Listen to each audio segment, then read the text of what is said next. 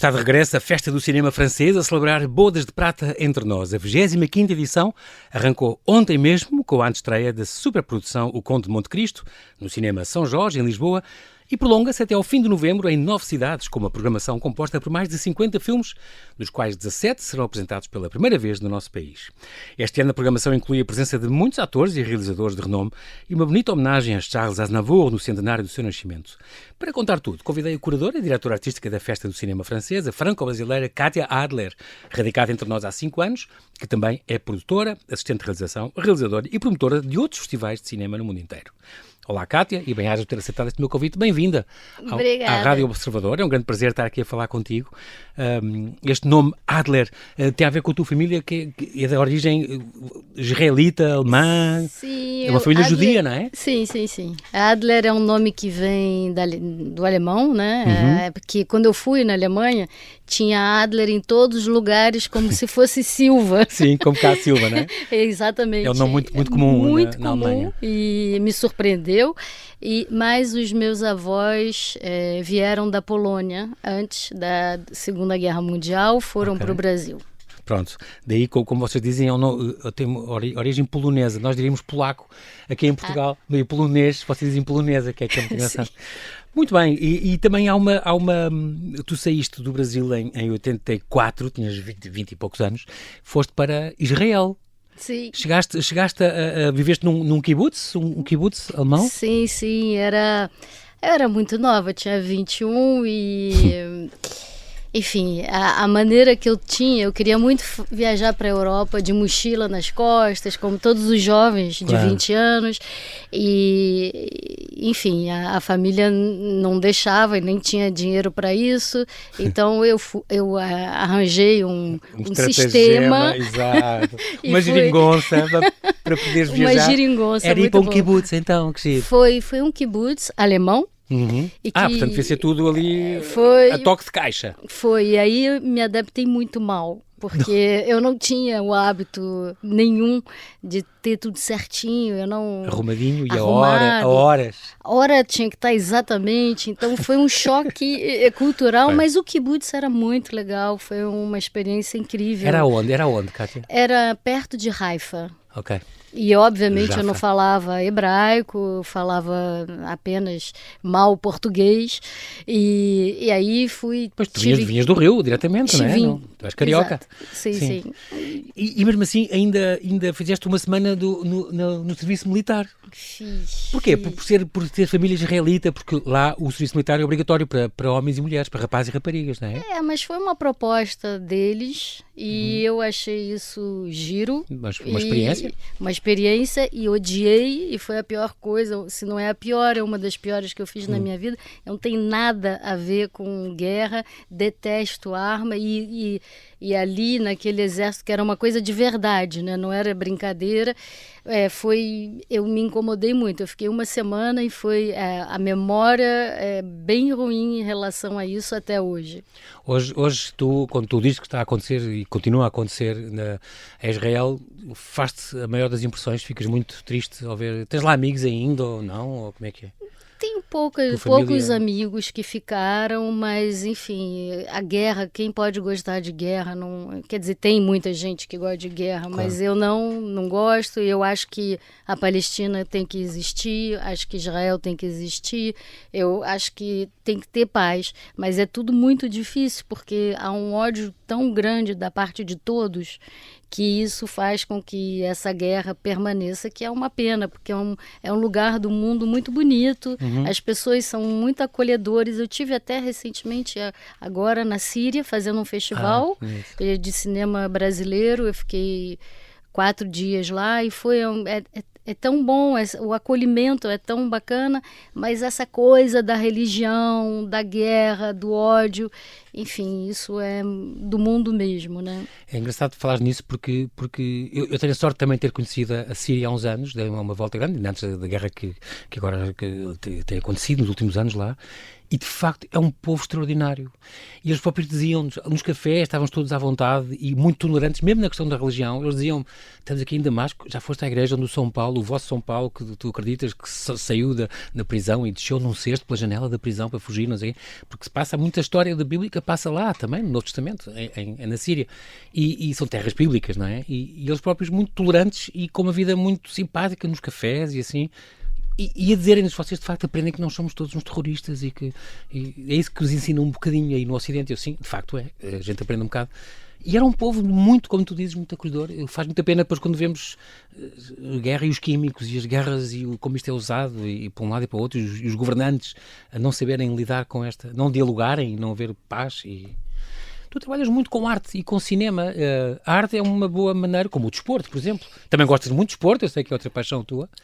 São coisas que podem unir, ou música, são coisas que podem unir muitas pessoas, não é? Sim, mas aí depende das pessoas que governam. Depende muito hoje em dia da religião. E a Síria continua igual. Eu estive lá agora, foi igualzinho. As pessoas são adoráveis. Sim. Lugares lindos que a gente não tem acesso. Ninguém pode ir. Não tem turista na Síria, obviamente. Então, e agora, é terrível. Então, eu não sei porque algo deu errado no ser humano, talvez. Tu achas que, infelizmente, não, a solução é difícil. Tu saíste então do Brasil novinha, foste para Israel e depois, em 84, foste para a França. Viveste lá 24 anos, é uma vida. Depois, tinha estado antes também, depois disso ainda estiveste no Rio até 2019 e vieste então há 5 anos viver para cá. Porquê para cá? Porquê Portugal? Portugal... Além da língua, claro que a língua é uma facilidade, é melhor do que ir para aqui do que ir para as Malvinas ou para a Papua Nova Guiné, que não falas nada. Mas Portugal falas a língua, mas porquê que escolheste vir para cá? Porque primeiro era o ano de Bolsonaro no Brasil, né? Foi 2019 quando ele entrou. E aí eu queria sair mesmo do Brasil e tinha algumas opções. E nos anos 90 eu tive em Portugal e era um Portugal bem mais antigo, bem mais com as mulheres de preto, enfim. E eu tinha um certo preconceito em relação a Portugal. Mas eu voltei aqui em 2016 e foi maravilhoso, eu descobri... Já tinha dado um salto, não é? Totalmente diferente, um país aberto, um país com uma juventude incrível, que fala inglês, que fala outras línguas. Eu fiquei encantada. Então, uma destinação era Portugal e as minhas filhas estavam numa escola francesa. Então, no Porto, eu fui morar no Porto por causa da escola francesa. Como depois temos cá o Liceu Francês, não é? Aqui em Lisboa, Charles Lepierre.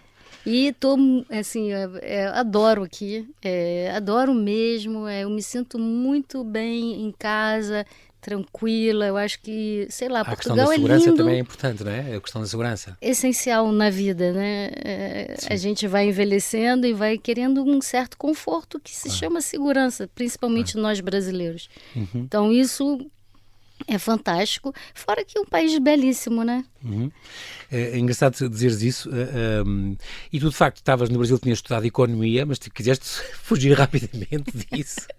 E então, quando estiveste em França, fizeste estudos cinematográficos nos anos 80, em Paris, e aí formaste na parte do cinema, que acabou por ser a tua grande paixão. Antes de falar disso, ainda há o desporto, que é uma coisa que tu gostas muito, voleibol e futebol. Tu és uma do flamenguista, ferranha, e sofrias muito com os jogos quando vivias em França, com a França-Brasil, por exemplo. Estavas a torcer pelo teu Brasil, claro. Claro, eu sofria demasiadamente quando a França jogava contra o Brasil e ganhava, né? E sempre ganhou, era horrível, era muito, muito triste. Mas tu acordavas às 2 da manhã para ver jogos porque era um dia diferido.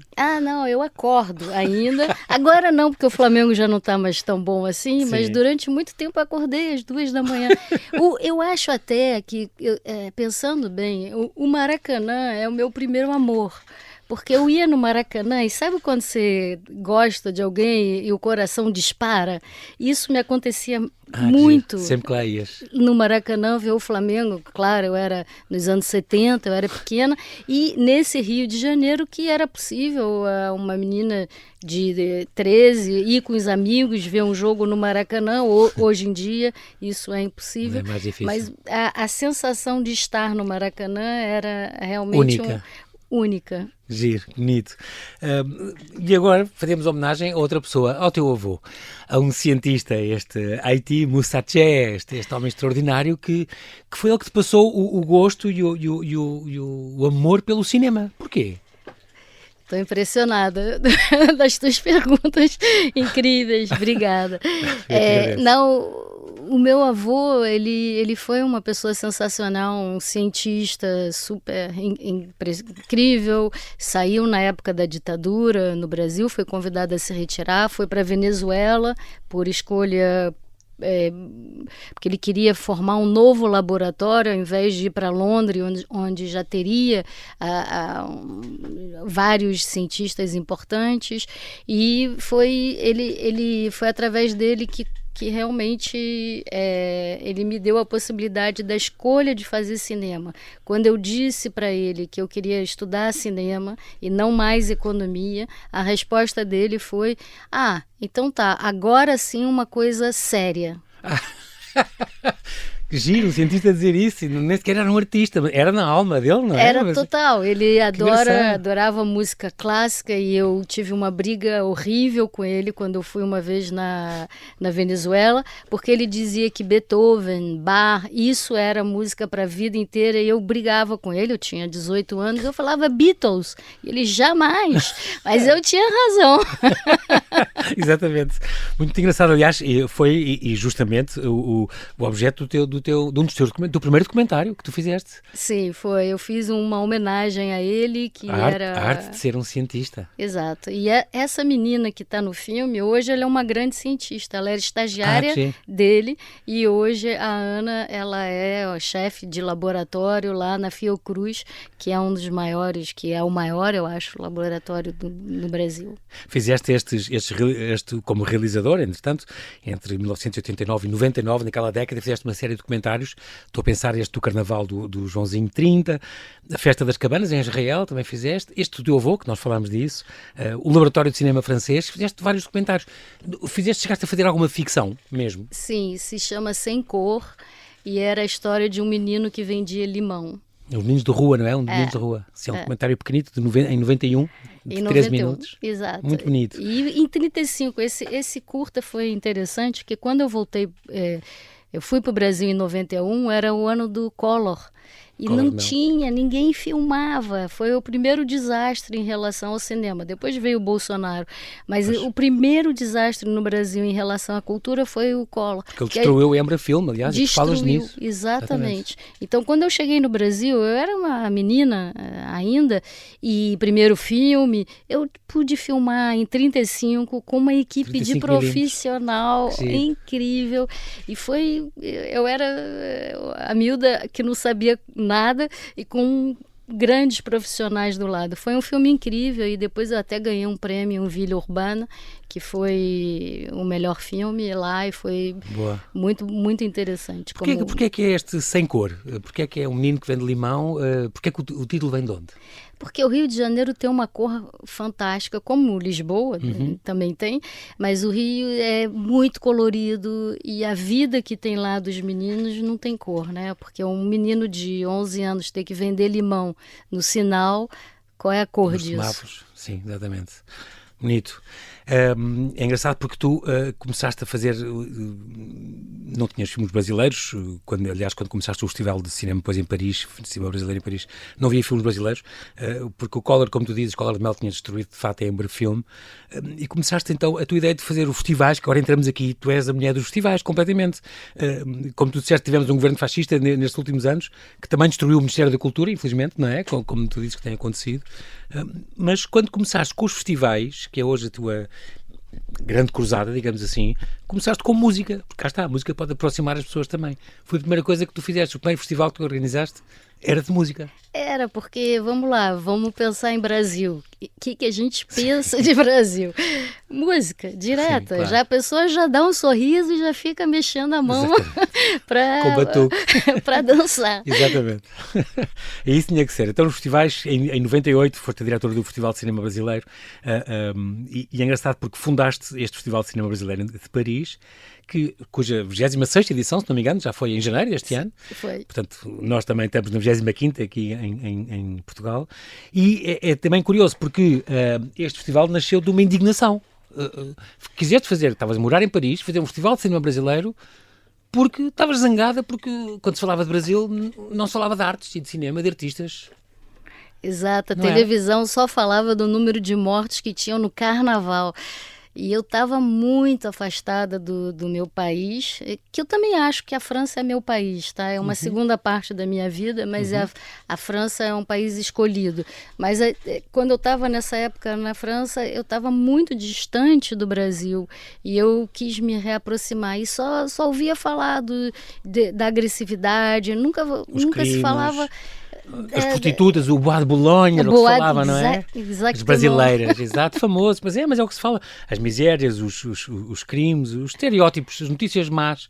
Era o que se falava do Brasil. Disseste, não, vamos mudar isto, vamos falar de artes, de coisas bonitas. O Brasil é enorme, né? Tem uma cultura riquíssima. Exatamente, é um país lindo, claro que sim. Muito bem, estamos ainda a falar das tuas escolhas, do teu arranque com os festivais, Cátia, que... Tudo o que chegava à televisão eram notícias ruins, como tu dizes, sobre o Brasil, e quiseste mudar isso. Havia toda uma cultura brasileira para mostrar um festival que ao longo dos anos, estamos a falar do Festival de Cinema Brasileiro em Paris, tem havido altos e baixos, mas que nunca deixou de se realizar. Tu és uma mulher de armas, tu és uma mulher que acontece de imensas coisas. Agora estou-me a lembrar do filme do Caetano Veloso, que veio trocado num festival, não era aquele que tinhas encomendado, veio outro filme com o mesmo nome. Ou quando barraram a entrada a pessoas importantes que eram convidados e que acabaram por não entrar. Acontecem imensas coisas. Mas isso também faz parte. E sempre desta volta e sempre recomeçaste. Sim, é super importante, né? Eu não sei se eu tenho algo de maluquice, de loucura para continuar. É saudável. Mas isso, algo dentro de mim me empurra sempre a fazer as coisas. Eu gosto. Eu acho que é importante esses últimos anos de Bolsonaro, que a gente não tinha verba nenhuma. Eu fiz os festivais em Paris como resistência, sem verba nenhuma, eu pagando para fazer. E eu acho que é isso. Eu tenho um amor aos festivais, porque o festival, você apresenta um filme, você traz um realizador ou realizadora para encontrar com o público. É um momento incrível como de aqui encontro. Vai acontecer. Que claro. Vem muitos atores e realizadores de vários filmes falar com as pessoas. Isso é muito importante, é outra dimensão que não é só o ir ver na tela um cinema, um filme, não é? Claro. Acrescenta valor.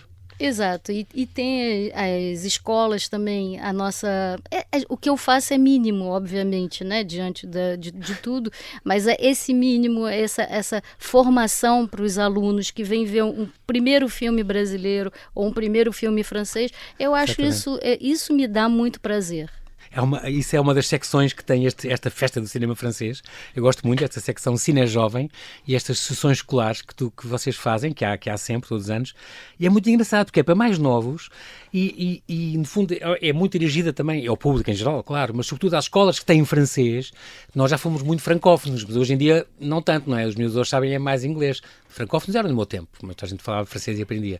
Mas hoje em dia é o inglês. Mas ainda há escolas, não é só o liceu francês, mas há escolas onde se aprende o francês. E então, há muitas escolas aqui em Portugal que ainda continuam ensinando o francês. É uma língua tão bonita. E sempre essas escolas acabam vindo à festa. A gente teve ano passado mais de 7 mil alunos. É impressionante. Até porque vocês também fazem esta coisa bonita do calendário, que vão a 9 cidades. Este ano vão ser 9 cidades. Sim. E isso é muito importante, porque espalham a outras cidades, o Porto, como vão estar no Porto, 16 de outubro e 23 de novembro, em Lagos, Beja, Faro, Viseu, Oeiras, Coimbra, Almada, e onde também há escolas de francês, ou há Aliança, ou o que seja, que podem trazer alunos para assistir a estes filmes. Porque Portugal não é só Lisboa, claro, né? Claro. A gente tem que descentralizar. E chegar com a cultura. A cultura é fundamental. A cultura está sempre muito ligada à educação. Para mim, as duas estão sempre juntas. A gente não pode dizer... Porque a primeira verba que se corta em qualquer governo é a cultura. Eles esquecem que está sempre ligada à educação. E a França é muito boa nisso. A França, as pessoas vão a Paris para ver os museus. Elas vão ver no Louvre. Então, é essa cultura francesa que que me permite também continuar, né? Tanto aqui quanto... Mas isso eu recebi lá atrás. Isso é a nossa base. É através da cultura, da educação. E eu acho que... Estão ligadas, claro. Totalmente. É e o importante. Brasil não é ainda um país que faz isso tão bem feito como a França. A França também tem aqui liga à cultura, que é, como tu dizes, que é muito, muito importante, e uma cidade muito vibrante, Paris, e a França toda, e também o cinema, porque tem muita tradição o cinema francês, não tem nada a ver com o americano, é outro género, mas é um cinema também pujante e com grandes comédias, como aqui também temos uma secção de comédia, as pessoas gostam muito, e é um grande sucesso sempre, mas o cinema francês também é bom mostrá-lo porque é diferente e é europeu e pronto, é bem disposto, já não tem hoje em dia aquela fama de ser muito intelectual, que antigamente tinha, não era? Era tudo Godard. É verdade que muita gente, Também a gente fala cinema francês, não, é muito chato, são duas personagens conversando. Exato. E hoje, obviamente que não é isso, as comédias são de maior sucesso aqui em Portugal e no mundo inteiro. É verdade. O cinema é muito diverso, sabe que os franceses eles fazem mais de 300 longa-metragens por ano. É impressionante, é quase uma por dia. É incrível. Incrível. E é bom poder mostrar isso e ser a embaixadora. Tu já ouvi um artigo a falar de ti, a dizer que tu mesmo em Paris és uma verdadeira embaixadora da cultura brasileira. E é verdade isso, tu sentes-te assim um bocadinho. Um pouquinho, mas não sou. É um trabalho, né? Eu sou apaixonada pelo trabalho. Então é um trabalho que eu faço, obviamente. É uma luta constante, porque as verbas, obviamente, não caem do céu. Mas é muito gratificante no final. É sempre muito gratificante. Tu dizes sempre, é um privilégio fazer o que eu gosto. É uma frase tua. Poxa, não é? Exatamente. Imagina, eu não tenho nada contra os bancos, mas imagina, eu não conseguiria ficar trabalhando o dia inteiro num banco. Então, cada um tem a sua paixão. Exatamente. E eu conheço quem tem a paixão de preencher impostos e coisas assim. Eu tenho uma cunhada assim. Que é a coisa melhor do mundo, ainda bem que alguém se gosta e tem gosto nisso. E pronto, é inteligente a fazer isso é muito importante. Nunca seria para mim também. Obviamente. Não, e ainda bem que a gente é diferente. Claro, e tem essa diferença talentos, que é boa. Talentos, exatamente. É isso que nos dá a riqueza. Mas é uma tarefa também, trabalhar com festivais de cinema, que não é só glamour, não é só brilho e glamour. Envolve apagar 1000 fogos num dia, disseste uma vez. E às vezes tem que ser. Claro, agora uma distribuidora me ligou e me disse, não vou dizer quem, obviamente, mas me falou, olha, tal filme não vai chegar, a gente não vai ter. Eu, como? Por que não me falou isso antes, que o filme não vai chegar, não vai ter? Como assim? Isso não pode acontecer. Já estava no programa. Exato, está tudo pronto, o filme tem que chegar. Aí, bom, aguardei, mas isso dá um problema no cardíaco. Exato, meu Deus. Mas, bom, acabou que 2 dias depois acabou resolvendo. Ainda bem. E, antigamente também tiveste esses problemas. A tua festa do cinema brasileiro em Paris, se não me engano, é o evento mais cultural, mais antigo que há em França. Sim, ligado ao Brasil, não é? Sim. Já teve 26 edições. E antigamente também lutaste com a Cinemateca Brasileira, por exemplo, não emprestava filmes. Não emprestava cópias. Não. Como é que tu conseguias arranjar filmes para mostrar o cinema da tua terra, noutro país? Exatamente, há muito tempo atrás era cópia, né? Sim. Então uma cópia tinha 25 quilos. Para enviar do Brasil para a França. Tinha que estar legendado em francês as cópias. Mas isso era feito na própria cópia. Hoje em dia é um HD. HD você tem... é tudo digital. Aí é muito mais fácil, né? Simples, sim. É claro, e existe uma evolução incrível do cinema. Na técnica, isso também ajudou muito. Às tantas abriste uma produtora tua, esta associação Jangada.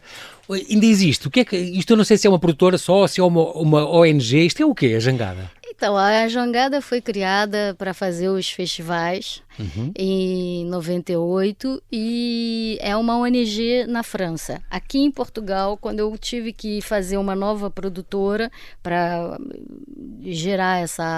para dirigir a festa do cinema francês, eu tive que procurar um nome.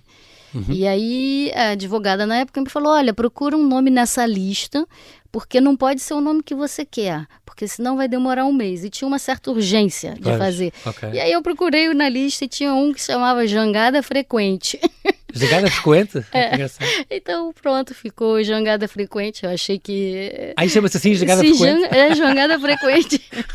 Eu recuperei esse nome. Muito bem. Chegaste a fazer também esta, em 2011, já lá vão uns aninhos, foste produtora-geral do Festival de Latin American Qatar, em Qatar. Isto eram mais de 350 pessoas a trabalhar contigo. Impressionante que tu ali dirigiste 14 shows. O Jorge Benjor representou o Brasil no encerramento. Foi uma grande festa que tu conseguiste organizar no Qatar. Foi um momento incrível. Meu Deus. O Jorge Benjor, só uma brincadeirinha, ele botou o som do palco muito alto. E aí a Checa Moça estava na plateia e a gente falou, tem que abaixar um pouquinho. Aí o assistente dele falou, se abaixar ele vai sair do palco. Ai meu Deus, eu não dei hipótese. Nunca abaixou, mas foi uma experiência incrível, porque a gente quando pensa no Qatar e pensa no mundo árabe, imagina uma mulher dirigindo tanta gente. E eu não tive problema nenhum, foi realmente genial. Isso é importante, acontecer cada vez mais. Mas super, foi realmente incrível. Boa. E o que tu lutas muito todos os anos, e deve ser um grande stress, agora falamos do teu coração, é os financiamentos. Não deve ser fácil. Todos os anos tu temes pelo futuro destes festivais. Eu acho que a gente devia pular sobre isso, não falar. É o pior momento. É o pior momento, sem dúvida nenhuma. Não sei se vou ter meios para fazer. E tentas patrocínios e coisas assim? Sempre. Cátia, tens que arranjar, não é? Sim, mas é tudo, todo ano volta ao zero. Cenas, pois, tens que recomeçar. Tem que recomeçar. Não é, você não está ali e fala, não, já tem, por exemplo, o brasileiro tem 26 anos, já anda sozinho. Não anda. Todo ano tem que procurar financiamento. Meu Deus. Depois, em 2007, por exemplo, a Jangada criou mais 2 festivais internacionais no Canadá, o de Toronto e o de Montreal, conseguiste. Estamos a falar de 2007, durou até 2024. Depois fizeste agora a curadoria dos filmes brasileiros no Museu Olímpico de Lausanne, na Suíça. Em 2018, o primeiro festival de cinema brasileiro em Kinshasa, no Congo, depois no Quebec, depois na China, Xangai, no Cantão, em Pequim. Nunca mais acabaste. Em 2020, então, vieste para cá em 2019. A festa do cinema francês já havia. Já havia. Tu asseguraste só nos últimos 5 anos, mas já havia antes. Sim. E era festival e passou a festa? Ou foi contigo ou já era festa? Já era festa. Eu peguei um projeto muito bom no meio do caminho, já com 20 anos, um projeto já de sucesso. Sim. Não foi eu que fiz, foi o Instituto Francês que sempre lutou para isso e tinha um espaço aqui em Lisboa que eles tinham realmente. E depois, agora não tem mais. Então, quando eu pego esse projeto, eu assino em fevereiro, em março é a pandemia. Pois, então, foi logo esse ano. Foi logo... 2020, pumba. Foi, aí foram 2 anos muito difíceis. E chegou a acontecer online, em 2020 foi online. Não, foi presencial, com 50% da sala. Pois, já estavas nessa altura, ainda havia essa abertura. Ainda havia sala, foi no momento de outubro, onde abriu e depois fechou. Depois tornou a fechar. Em novembro, acho que fechou. Então foram 2 anos complicados, mas logo mas em nunca seguida... desististe. Tu és ótima, Cátia. É extraordinário isso. Essa perseverança, essa resiliência, como agora se diz. Muito bem. Então ontem o festival abriu, portanto o Conde de Monte Cristo, um filme longo, tem quase 3 horas, são 178 minutos, são quase 3 horas. 3 horas e sala lotada. O Festival de Cannes estreou na última edição do Festival de Cannes, Alexandre Dumas, a famosa história, uma mega produção, 43 milhões de euros, e com a presença do ator Patrick Mille e do produtor Dimitri Rassam, que marcaram presença aqui em Lisboa. Não, o produtor não veio, ele não pôde vir, ele desmarcou no último momento, mas o Patrick Mille estava conosco. Sim, senhora. Tem uma homenagem muito curiosa com a retrospectiva integral da obra de Chris Marker, portanto estamos a falar de Chris Marker de 1921, que deixou-nos há 12 anos, na Cinemateca Portuguesa, que vai acontecer em novembro. Portanto, um homem que desenvolveu 60 anos de essencialmente documentários e que vai ser então homenageado justamente na Cinemateca em novembro. A Cinemateca Portuguesa é uma grande parceira da Festa do Cinema Francês, grande, e é um prazer sempre trabalhar com eles, e a gente sempre escolhe alguém para homenagear, para passar os filmes, e o Chris Marker, que é um Ele é fantástico como realizador e a gente sempre quis fazer alguma coisa com ele, e esse ano, então, teremos o prazer de mostrar a maioria dos seus filmes. São mais de 50 filmes e vídeos que ele fez. Trabalhou também para a televisão. Um criador profundamente original, um cinema essencialmente documental, um trabalho muito pessoal. Portanto, que Chris Marker. Vamos depois estar atentos em novembro na Cinemateca Portuguesa, Museu do Cinema. Também há outra homenagem que vai acontecer ao Charles Aznavour, este grande cantor, um dos mais célebres e queridos cantores de França, e a festa assinala então os 100 anos do seu nascimento com um filme muito curioso. O Aznavour é Charles, Charles por Aznavour. Aznavour por Charles. Aznavour por Charles. Assim é que não é? Porque é dele. É dele, é feito por ele. Ele foi uma não pessoa... Sabia. Pois ele filmou a vida dele inteira em Super 8. É incrível. E acho que tem algumas coisas em 16, mas ele filmou tudo, mesmo Edith Piaf. Então imagina esse material riquíssimo. Diário gráfico. Total. E ele era muito apaixonado pelo cinema, então por isso que ele fez isso. Mas ele filmar ele mesmo, quer dizer, ele nas viagens dele, ele filmou. Curioso. E aí, depois, ele não viu o filme pronto. E o filme, para mim, é genial. Morreu antes. Muito bem. 4 de outubro, portanto, o ator Stéphane Brisé, isto é hoje que ele apresentou o seu mais recente filme, A Vida Entre Nós. A história de um ex-casal que se reencontra vários anos após a separação. E depois tu tens aí também o programa à frente. Estou a ver aqui Os Indesejáveis, A Estrela Cadente. É engraçado. Procura aí algum destaque que queiras fazer também. Estou a ver este Paradis Paris, do mesmo da Satrapi, que fez o Persepolis, é muito conhecido, e que conta com a Mónica Bellucci e o Rossi de Palma no elenco. É um grande destaque, por exemplo. Sim. Deve ser muito bom. E a gente vai ter conosco o realizador Os Indesejáveis, que é o mesmo que fez Os Miseráveis. Um filme. Então, Alexis Manenti. O Ladjli, não é? É o nome dele, incrível. E o Alex é o ator do filme. Ok, então, o ator Alexis Manenti, sim, é o tal. Isto é uma antestreia, uma das antestreias. Sim. As antestreias estão muito boas. A gente tem um filme da Maria Schneider esse ano. Sim, que já é sobre o último tango em Paris, com o Marlon Brando, exatamente. E que ela tinha 17 anos e que foi muito polêmico esse filme. Muito polêmico mesmo, a cena da manteiga, e é algo, sei lá, é muito bom a gente descobrir através do cinema a história das pessoas. O cinema, o livro também pode permitir isso, mas o cinema tem essa capacidade muito boa, né? A outra, agora falaste disso, estou aqui a olhar assim, também passar os olhos pela programação. Há outra aqui nas antestreias, que é este da Bernadette, a mulher do presidente, cá está, é a mulher do Jacques Chirac. Sim. A primeira-dama francesa, que é uma realizadora também. Sim, a realizadora vai vir, vai estar aqui com a gente. E é um filme muito bom, porque é exatamente isso. A gente acaba conhecendo o personagem, que a gente sempre vê na televisão, que escuta, que lê. Mas aqui era a mulher que vivia na sombra, não é? A sombra, exato. E eu morava na época lá na França e eu não gostava absolutamente dela, mas em algum momento ela mudou totalmente a maneira de ser e aparecia muito mais até do que o próprio marido. Ok, que engraçado. Ela tornou-se depois uma figura mediática, de facto. Temos todos curiosos então a ver este Bernadette, a mulher do presidente, da Léa Domenech. Temos aqui mais filmes, estamos a continuar a ver aqui o Diamante Bruto. O Diamante Bruto, por exemplo, é um filme de Agathe Redinger. Sim. Que estreia cá ainda antes de estrear em França, por exemplo. Sim, é incrível que às vezes a gente tem essas coisas, esses detalhes. É um bônus. É muito bom. E isso faz com que o público também possa vir mais ao cinema, né? Ver esses filmes antes dos franceses.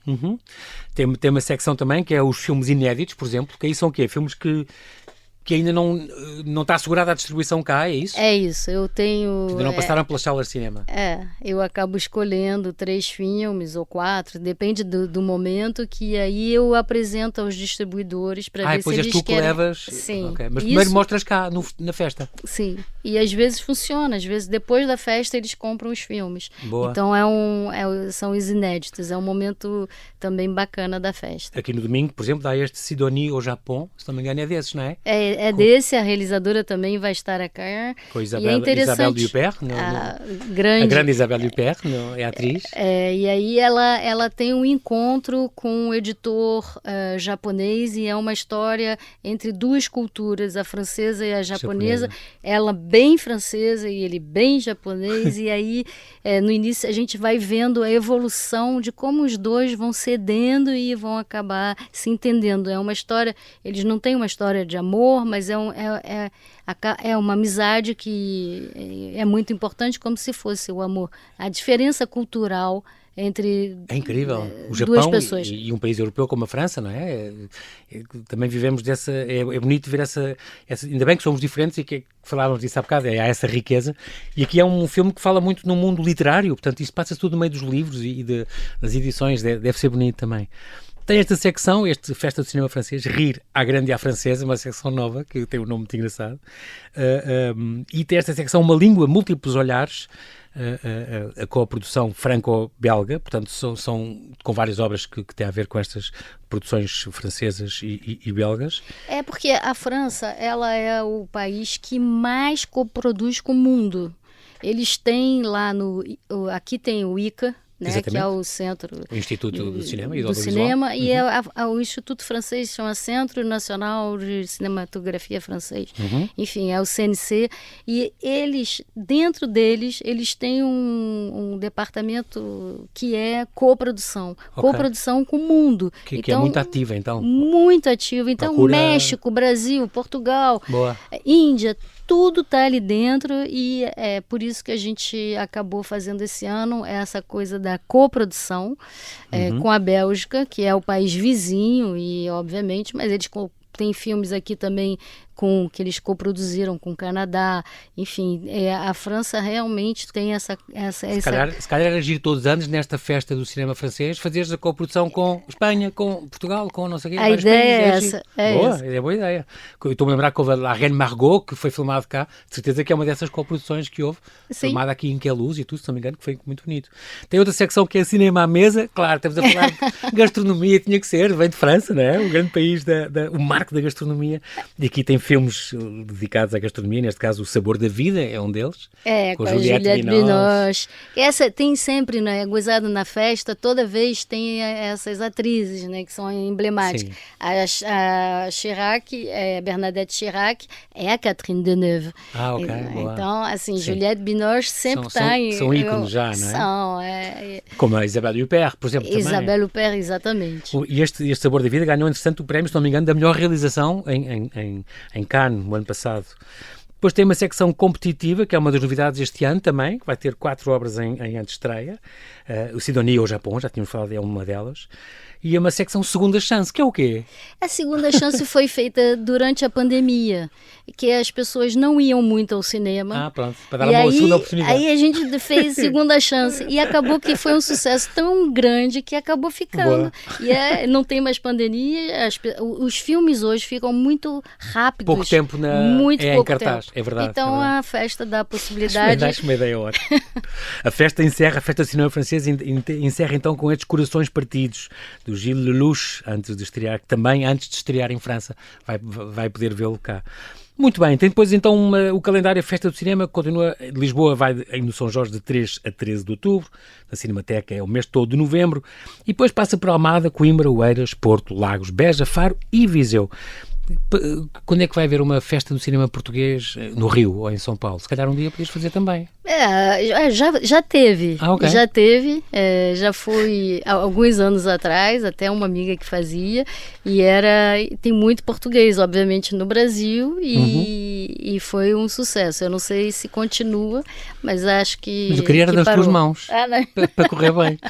Talvez, acho que eu posso defender o cinema português na França. Exatamente, isso era muito bom, já eras uma boa embaixadora também disso. Muito bem, Kátia Adler, quero agradecer muito a tua presença, o tempo voou, foi muito bom conversar contigo. Nossa, rápido. Muitos parabéns, começou ontem, já sabe, até ao fim de novembro tem esta festa do cinema francês e consulte toda a programação, é fácil de ver, no site festadocinемafrancês.com, nada mais simples. Muito obrigado, Kátia, e até breve, corra tudo bem. Muito obrigada de ter me convidado.